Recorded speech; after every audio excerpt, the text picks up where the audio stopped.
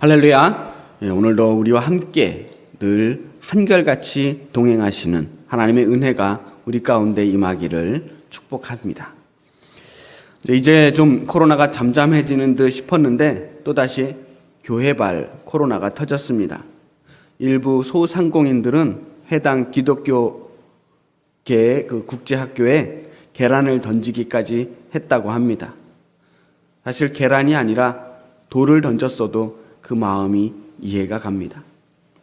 그동안 최선을 다해서 안전수칙을 지켜가면서 조금만 더 참으면, 조금만 더 견디면 좋은 날이 올 거라고 그런 희망을 가지고 한 주 한 주를 견뎌왔는데, 이렇게 잠잠해질만 할 때마다 그때마다 꼭 그 확산의 중심에 교회가 있었습니다. 우리의 노력이 무색하게도 어떤 곳에서는 수련회를 하고 또 부흥회를 하고 집회를 하면서 함께 밥을 먹곤 했습니다. 아니, 자기들만 믿음이 충만하고 자기들만 예배가 소중합니까? 누구는 정부가 무서워서, 정권이 무서워서 비대면 예배를 하고, 누구는 믿음이 부족해서 안 모이는 겁니까? 어떻게든 이놈의 코로나를 하루라도 빨리 끝내보려고 온 세상이 이렇게 다 같이 안간힘을 쓰고 있는데 이게 뭡니까? 생명을 전해야 할 교회가 오히려 질병을 전해서야 되겠냔 말이에요. 아픈 사람을 위로하고 섬기는 데 앞장서야 할 교회가 지금 오히려 아파하고 있습니다. 저는 이번 이 코로나 팬데믹을 지나가면서 확실하게 깨달은 것 하나가 있습니다. 올 것이 왔다. 드디어 올 것이 왔다는 겁니다. 바이러스는 원래 몸의 면역력이 약해졌을 때 우리 몸 안으로 들어오는 겁니다. 곰곰이 생각해 보면 이 코로나 팬데믹은 그동안 가려져서 보이지 않았던 우리의 부끄럽고 연약한 모습들을 하나씩 세상에 드러내고 있는 것은 아닌가 싶습니다. 소위 말하는 믿음으로 잘 포장해왔던 비상식적이고 비이성적인 그 종교적 광신의 모습들의 맨 얼굴을 보게 됩니다. 그동안 교회 안에 왜곡되고 잘못되었던 그런 모습들이 하나씩 드러나게 된 것입니다. 교회의 약한 것이 곪아서 터지는 거예요. 아파야 병원에 갑니다. 아픈 걸 알고 약한 것을 알았다면 이제는 진단하고 고쳐야 되는 겁니다. 어쩌면 이것이 우리 한국교회에 주시는 마지막 기회인지도 모릅니다. 아픈 걸 알고도 고치지 않으면 병들어 죽게 되는 거예요. 이 병든 한국교회를 보고 온 세상이 신음하고 걱정하고 있습니다. 이제는 바로 잡아야 하는 겁니다. 오늘 말씀을 통해 우리를 고치시는 주님을 만날 수 있기를 바랍니다. 오늘 우리가 읽은 본문은 예수님께서 안식일에 회당에 들어가셔서 그 가버나움에 있는 회당에 들어가 말씀을 전하시는 장면입니다. 안식일이 되어서 유대인들은 회당에 모여서 예배를 드리고 있습니다. 시편을 찬송하기도 하고 또 기도를 드리기도 했습니다. 그리고 성경을 함께 읽고 말씀을 배우는 시간도 있어요. 이때 이 유대인 회당에서는 성경을 읽고 말씀을 전하는 사람이 특별하게 고정되어 정해지지 않았다고 합니다. 자신이 자원해서 혹은 다른 사람들이 추천하는 사람이라면 누구든지 그 앞에서 말씀을 읽고 가르칠 수 있었다는 거예요. 이날은 예수님께서 말씀을 전하시게 되었습니다. 그 일대에서 아주 유명한 사람으로 예수님이 초청되었는지도 모르겠습니다. 혹은 많은 사람들이 예수님을 추천했는지도 모르겠어요. 어찌됐든 예수님 말씀을 전합니다. 22절 보면 뭇사람이 그의 교훈에 놀라니 이는 그가 가르치시는 것이 권위 있는 자와 같고 서기관들과 같지 아니함일러라. 예수님의 말씀은 지금까지 들었던 설교와는 차원이 달랐다는 거예요. 지금까지 회당에서 주로 말씀을 전했던 사람들은 서기관들이나 랍비들이었어요. 이들은 학자들이었습니다. 율법학자들, 성경의 전문가들이었습니다. 오늘날로 말하면 신학대학 교수들이나 박사급쯤 되는 그런 사람들이었어요. 그런데 그분들의 말씀만 배웠던 사람들이 예수님의 말씀을 듣고는 깜짝 놀라게 되었습니다. 클래스가 다른 걸 느꼈어요. 나사렛의 촌구석에서 온 사람인 줄 혹시 그렇게 무시하면서 기대하지 않고 들었는지는 모르겠습니다. 그런데 이 예수님의 말씀에 힘이 느껴집니다. 말씀에 권위가 있고 카리스마가 넘칩니다. 지금까지 랍비나 서기관들은 자기가 배웠던 하나님을 전했습니다. 책에서 읽은 하나님, 선생님께 배웠던 하나님을 전했어요. 그런데 예수님은 하나님 그 자체를 그대로 전하는 거예요. 진짜 하나님의 나라를 선포했습니다. 오리지널은 힘이 있는 거예요. 진짜 배기를 만나니까 사람들은 압도당합니다. 오늘날 한국교회 신앙생활이 힘든 것은 우리의 비대면 예배가 길어지기 때문이 아닙니다. 하나님과도 자꾸 비대면 하는 시간이 길어지기 때문에 힘이 든 겁니다. 우리의 삶에서 하나님을 제대로 만나지 못하기 때문에 힘이 든 거예요. 하나님만 만난다면, 우리가 하나님과 제대로 만나서 교제할 수만 있다면 어디서 예배해도 상관없습니다. 비대면이 아무리 길어져도 우리의 신앙생활에 큰 문제는 없을 수 있어요. 문제는 우리의 신앙생활이 점점 게을러지고 나태해지며 매너리즘에 빠지면서 하나님과 만나지 못하게 되는 게 문제예요. 사람들은 예수님 말씀에서 하나님을 만났습니다. 그래서 예수님을 통해서 거룩한 두려움, 경외감을 느끼게 된 겁니다. 하나님과 대면할 때 느끼는 감정들이에요. 오늘 이 회당에서 또 하나의 사건이 생겼습니다. 그 회당에 더러운 귀신 들린 사람이 나타났습니다. 그리고 그 사람은 소리를 지릅니다. 예수님이 그 안에 계신 것을 보고 밖에서 사람들이 이 귀신 들린 사람을 데리고 들어온 게 아닙니다. 원래부터 회당 안에 있었던 사람입니다. 그런데 그 예수님의 말씀을 듣고 이 사람이 예수님을 향하여 소리를 지르는 거예요. 예수님 말씀을 듣고 반응하게 된 겁니다. 나사렛 예수여, 우리가 당신과 무슨 상관이 있나이까? 우리를 멸하러 왔나이까? 나는 당신이 누구인 줄 아노니 하나님의 거룩한 자니이다. 이 귀신 들린 사람의 상태를, 정확한 상태를 우리가 알 수는 없어요. 하여간 더러운 귀신 들렸다는 이야기를 봐서 상태가 아주 심각한 걸 볼 수 있습니다. 그런데 이 더러운 귀신 들린 사람도 회당에 와서 예수님의 말씀을 들었어요. 말씀을 듣고 그 말씀이 나에게 하는 말씀이라는 것도 알아차렸습니다. 은혜를 받은 거예요. 은혜 받지 못하는 사람은 말씀을 아무리 들어도 그게 귀에 들어오지 않아요. 나한테 하는 말씀인 줄을 몰라요. 그런데 오늘 이 귀신 들린 사람은 예수님의 말씀을 듣고 저 말씀이 지금 나 들으라고 하는 이야기구나라는 것을 알았어요. 더구나 그 말씀을 하시는 예수님이 어떤 분인 것도 알았습니다.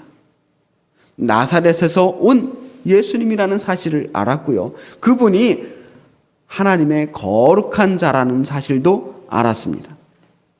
예수님에 대해서 아는 사람은 참 많아요. 알지만 안 믿는 거예요.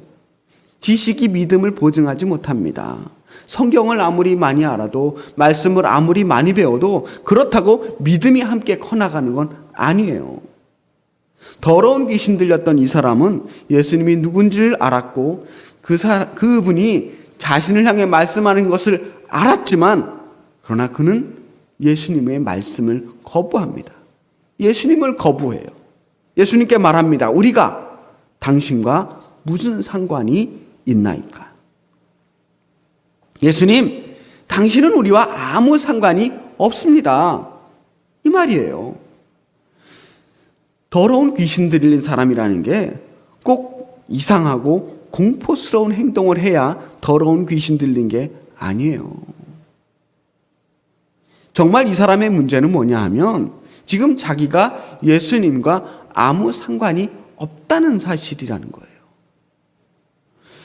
더러운 귀신이 들어가면 자기는 예수님과 상관없는 존재라는 것을 깨닫게 되는 거예요. 안타깝게도 주님을 믿는다고 말하면서도, 사랑한다고 말하면서도 주여 주여를 찾으며 열심히 예배드리는 것 같은데도 예수님과 아무 상관이 없는 사람들이 있어요. 너무 많아요.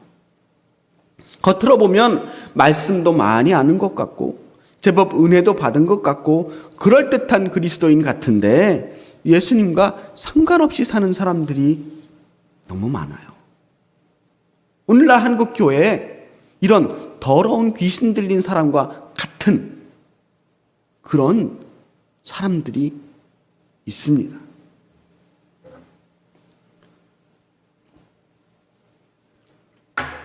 우선 이단과 사이비 같은 그런 존재들이 이 더러운 귀신 들린 사람들 같은 거예요. 간판으로는 기독교 간판을 걸어놓고 십자가를 걸어놨습니다. 겉으로 보면 교회지만 그 속을 들여다보면 자기가 스스로 메시아라고 이야기하고 자기가 재림주, 자기를 믿어야 구원을 얻는다고, 영생을 얻는다고 속이는 자들이에요. 거짓 그리스도들이에요. 예수님과 아무 상관이 없는 존재들입니다. 악한 영이고 더러운 귀신 들린 존재들입니다. 그 다음은 교회 안에서 다른 것들을 탐하는 자들이에요. 권력을 탐하는 자들. 더러운 귀신 들린 사람들입니다. 예수님을 이용해서 자신의 이익을 추구하는 사람들이에요. 겉으로는 장로임내, 목사임내, 신실한 성도 코스프레를 하고 있지만 그들은 사실 하나님과 아무 상관없이 살아가는 사람들입니다. 자신의 이익을 얻기 위해서라면, 권력을 얻기 위해서라면 무슨 짓이라도 할 사람들이에요. 지금까지 우리나라에서 장로님이 대통령이 된 적이 3번이 있습니다. 이 시간 그 사람들의 정치적인 업적에 대해서 평가하고 싶지는 않습니다. 다만 자신이 장로라는 것을 그렇게나 강조해 가면서 대통령이 되었던 사람들이 과연 그들의 삶을 통해서 그리스도인의 삶을 제대로 보여줬는가 하는 질문을 하고 싶어요. 선거 때마다 교회를 기웃기웃거리는 정치인들을 봅니다. 그 사람들이 과연 예수 그리스도를 만나기 위해서 왔겠습니까? 그들은 애초부터 예수님과는 상관이 없는 사람들이었어요. 또 십자가를 걸어놓고 예수님을 이용해서 장사하는 사람들이 있습니다.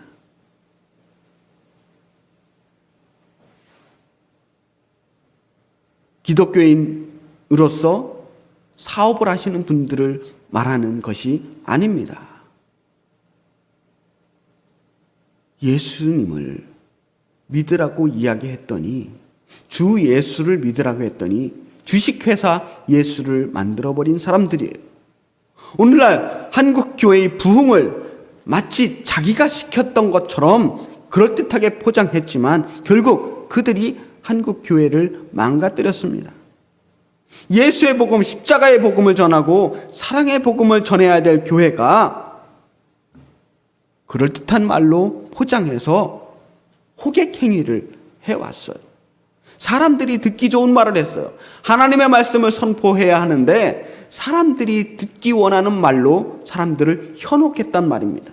번영신학과 기복주의로 무장하고 복음을 왜곡시켜 가면서도 교회 부흥만 시키면, 사람들만 많이 모이면 성공한 교회, 성공한 목회자가 되었고 그 모든 행위들이 면죄부를 받았습니다.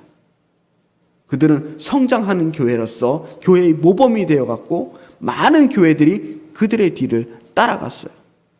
거룩한 척, 신령한 척, 대단한 은사로 무장하고 자신들은 보통 일반적인 성도와는 확실히 다른 특별한 은혜를 받은 영권이 있는 사람인 것처럼 카리스마로 위장했지만 뒷구멍으로는 교회를 사유화하고 교회 돈을 자기 돈처럼 함부로 사용하고 성도들의 가정을 파탄내고 자신의 부와 권력을 자식에게 세습하고 교회를 기업으로 만들어버렸습니다.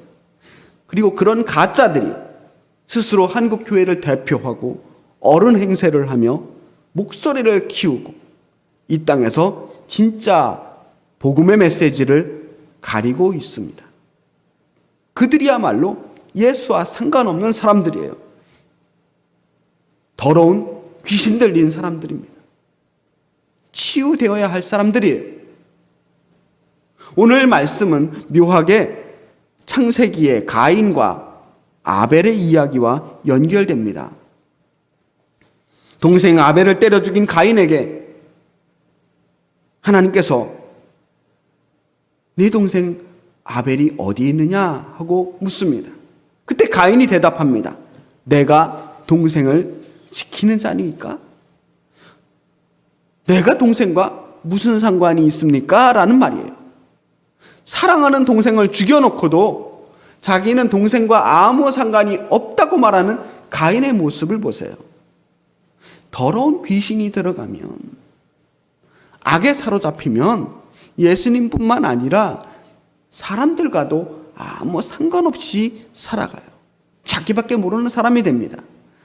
하나님을 사랑하고 내 이웃을 사랑하라고 말씀하셨는데 악에 사로잡히게 되면 하나님과 상관없는 존재가 되고 사람들과도 상관없는 존재가 됩니다. 악이라는 게 이 세상의 온갖 악한 생각과 행동으로 똘똘 뭉쳐있는 그런 악의 결정체 같은 존재가 아니에요. 선한 행동으로부터 멀어지게 되면 그게 악한 거예요. 하나님으로부터 멀어지는 순간 악해지는 겁니다. 하나님과 멀어지면 하나님과 상관없어지고 이웃과 멀어지면 이웃과 상관없어집니다. 당신과 내가 상관없어지면 서로 무슨 짓을 해도 아무 관계가 없는 거예요. 고립되는 겁니다. 이 세상에 외로운 존재가 되는 거예요. 스스로 하나님으로부터 버림받은 존재가 되고 이웃으로부터 버림받은 존재가 되는 겁니다. 그래서 악의 결말이란 사는 게 지옥 같은 거예요. 신학자 어거스틴은 그래서 악을 이렇게 규정합니다. 악이란 선의 결핍이다. 착한 것이 없는 것, 선이 없는 것이 악이라는 거예요. 오늘 말씀은 다행스럽게도 그렇게 비극적으로 끝나지는 않습니다. 25절 말씀 보니까 예수께서 꾸짖어 이르시되 잠잠하고 그 사람에게서 나오라 하시니 더러운 귀신이 그 사람에게 경련을 일으키고 큰 소리를 지르며 나오는지라. 예수님께서는 그 더러운 귀신 들린 그 사람을 외면하지 않았습니다. 그 사람에게서 더러운 귀신을 끄집어내시고 고쳐주셨습니다. 나와 상관없다고 예수님 내가 당신과 무슨 상관이 있습니까? 하는 그 사람을 외면하지 않으셨어요. 포기하지 않으셨습니다. 우리는 예수님을 모른 척해도 예수님은 우리를 외면하지 않습니다. 사실 우리도 예수님 모른 척하고 예수님과 상관없이 살아갈 때가 너무나 많아요. 일주일 동안 한 번도 주님을 생각하지 않고 주님과 아무 상관없이 멀쩡하게 잘 살아갑니다. 그래도 주님께서는 우리를 기다리시고 우리에게 나는 그래도 너와 상관이 있다고 말씀하십니다. 믿음이라는 것은 관계의 회복이에요. 하나님과 관계를 회복하는 것이고 사람과의 관계를 회복하는 겁니다. 모든 깨어진 관계를 회복하는 것이 믿음이에요.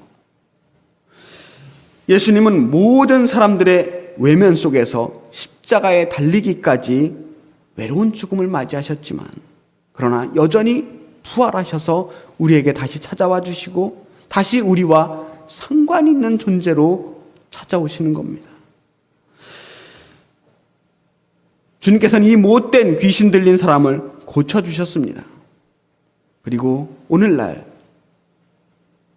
이 병든 한국 교회도 고쳐주실 줄을 믿습니다. 아프고 약한 곳을 주님께서 고쳐주셔야 합니다. 우리 몸의 고통은 하루빨리 병원 가라는 신호예요. 바로 잡아야 합니다. 분명히 아프고 괴로울 겁니다. 하지만 잘라낼 것은 잘라내고 곪은 것은 짜내야 합니다. 지금 이 그리스도의 몸된 교회를 바로 세우지 않으면 결국은 병들어 죽게 되는 거예요. 우리의 삶을 바로 세워서 우리의 병들었던 영을 다시 치유해야 합니다. 주님 없이도 살 수 있다는 거짓 믿음을 바로 잡아야 합니다.